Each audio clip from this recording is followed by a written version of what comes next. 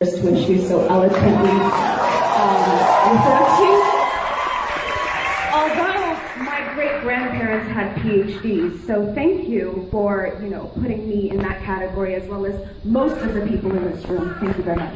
My question to you is, when you say just drop nukes and daisy cutters and all this bullshit on people who live, people who are on this planet, human beings, what makes you different? What differentiates you from ISIS and Daesh and Wahhabism and all this?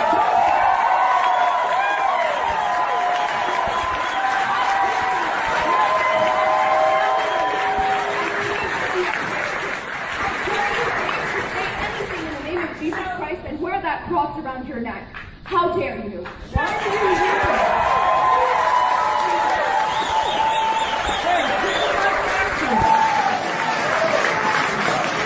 Why are you in this country if your culture's so hot?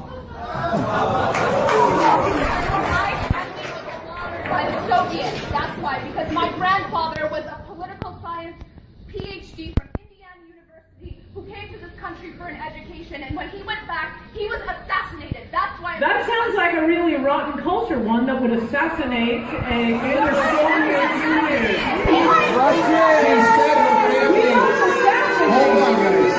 Hold on. We don't assassinate our political science PhDs, so I would say right there we got a better culture. She said her family was assassinated in the Soviet Union. I think we all agree we have a better culture. Okay?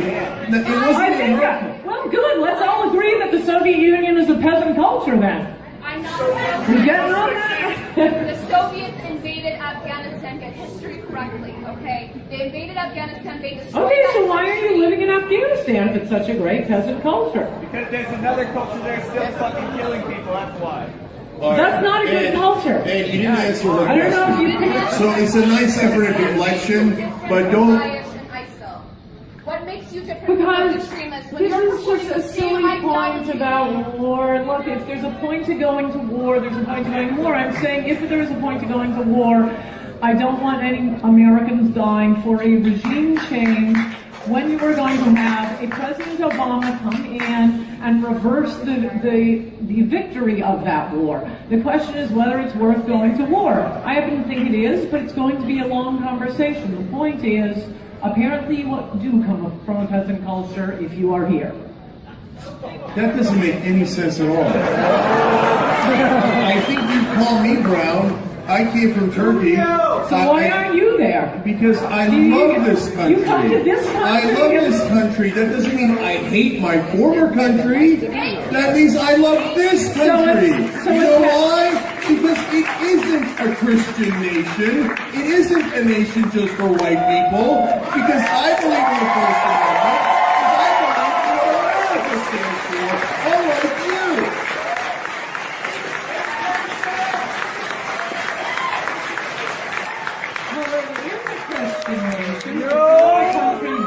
For white people, but it was a country created by white people, and the only way to be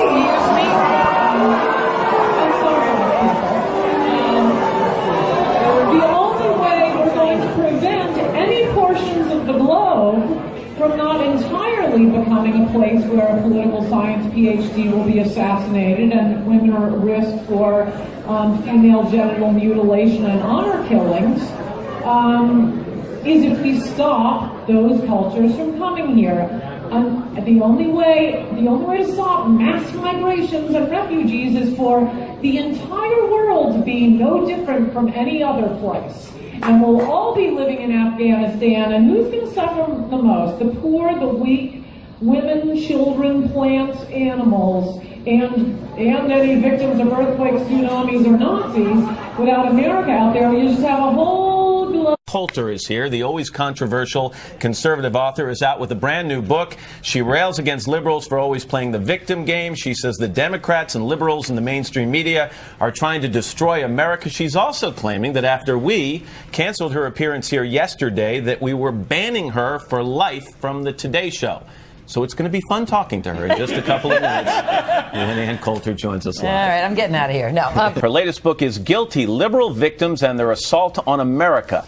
Ann, good morning. Nice to have you here. Good morning. It's great to be here. I want to talk about Burris in a second, but let me just get to this little controversy. You've been all over the blogs in the last day or so. We canceled your appearance here on Tuesday, and from what I've been reading, you thought you were banned for life from the show. Were you behind that report? No, I didn't say that. That was from a reliable news report that, by the way, has never had to retract a report on exploding GM trucks.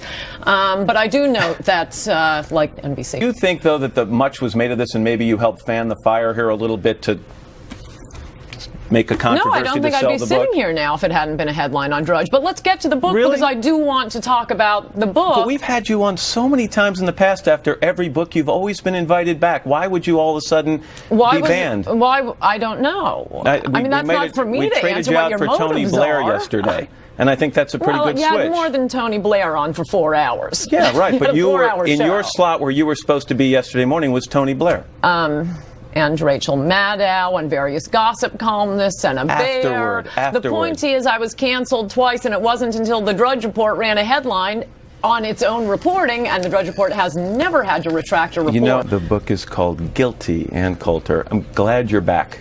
Oh, so am I. Thank you. It's good nice to see you again. All right, we are going to, by the way, you're not banned for life, obviously, okay? Your next book comes out. Thank you. I'm delighted to hear that. You'll be sitting right here. The Simpson verdict was a great thing for America. Please welcome the very controversial Miss Ann Coulter. Ann. All right. Okay, I need you to tell me what you're trying to say in this book, because we don't know what you're trying to say. What I'm trying to say is race-mongering has been very bad for America. Liberals use it to promote causes that have nothing to do with blacks and, in fact, harm blacks. And that excellent lead-in you just gave about O.J., I mean, I think that was the moment, having lived near New York City in the 70s and 80s, which was the golden era. It was like Trayvon Martin and Duke lacrosse case every day. With the O.J. verdict, white America said, that's it, the white guilt bank is shut down, and that ended up being the best thing that ever happened to black Americans. I meant that no longer... Being acquitted was good for whom? Yes, because you had millions of white people watching with the equivalent of what in New York we used to refer to as the Brooklyn juries, who simply would not convict even guilty black criminals, not innocent black criminals. Hold up, Ms. Coulter. Please stop. Please stop. If you're going to talk about race, at least know what you're talking about. At least know what you're talking about. Well, tell me how much you know about being black. Well, this isn't about being black. Well, but you just said, you just made all these statements about how black people feel. Tell me how you know that. Yeah, you did. This is not a book about black people. It is a book about white liberals. And I do know, and this is a fact, that once for years, Republican policies on crime and welfare, for example, were called racist. When they finally got implemented, after the O.J. verdict, I might add, by Giuliani in New York, Reagan and Bush judges overall, tens of thousands of black lives were saved. That is a fact. I don't have to know about being black, but I know because your facts are just a little shaky. I mean, you're saying that because black people, because liberals are what? Because liberals have abandoned black people now because. What? I don't get it. I don't understand. I don't think liberals ever cared about black people. I mean, 5 minutes after the Civil Rights Act of '64, they start calling everything that has nothing to do with black people a civil rights issue. Abortion on demand, homeless rights. So are you saying that liberals don't care about black people? Then are you saying Republicans embrace us in a warm, fuzzy blanket? We're not embraced back. But yeah, we tried to. So wait a minute. So the Southern strategy was a white liberal thing? No, it was a Republican thing. No. And also, Newt Gingrich calls President Obama the food stamp president. That's not racist? Wait a second. Do you really think that was, do you believe it was racist for Newt to say that the president is a food stamp president? Well, he wouldn't say it that way. I'm not a big fan of Newt, so we could just skip that for a second and get to the Southern strategy. Yeah. Because I've specifically disproved it. It's an absolutely liberal folklore. Republicans were winning the South since 1920. It was the outer states of the South. It was Texas, Tennessee, Kentucky, Virginia. Voting. What are you talking about? We weren't allowed to vote. Who was trying to get them to vote? Republicans were. Yeah, and the first black congressmen were all Republicans. And the first black governor was a Republican. You're talking about way back That after. Republican is so different from Yeah. No, that is definitely what we're told. But in fact, the Democratic segregationists were all liberal Democrats. It is a lie that they were conservative Democrats. It was a segregationist, darling. And then, you know, The basically, Republicans weren't. everybody was. White people were. It didn't matter whether they were Absolutely Republicans were or not.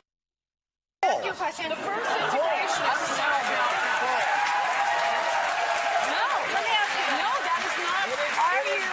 Okay, just read chapter 14 in this book. The first Republicans to be elected in the South. Listen to my grandmother, who was there, who remembers what Howard happened. Baker, an aggressive integrationist, first Republican elected in Tennessee to the Senate. You have Winthrop Rockefeller, first Republican governor in But you know, I have a question Arkansas. about today. Let me ask Integration. you something about what's going on now. It seems to But the me Southern strategy is a lie. It seems to me that voter suppression is happening in the areas where black people and Hispanics are, and it really is being promoted by the Republicans, not the Democrats. So in my view, and I have a different one from you, it looks as though the Republicans are really going against blacks, not the liberals. No, and this what do is you a say to perfect that? example.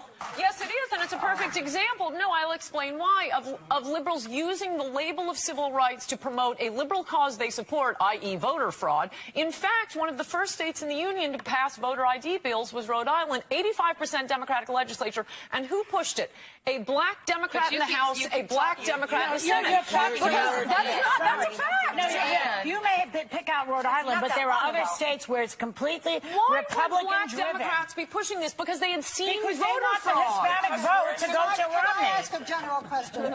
Every book that you write is very controversial and shocking, and it's usually an opinion that's disparate with everybody else's. Right. Do you just write these books and try to find whatever it is that's going to make everybody say, But you don't read this crap.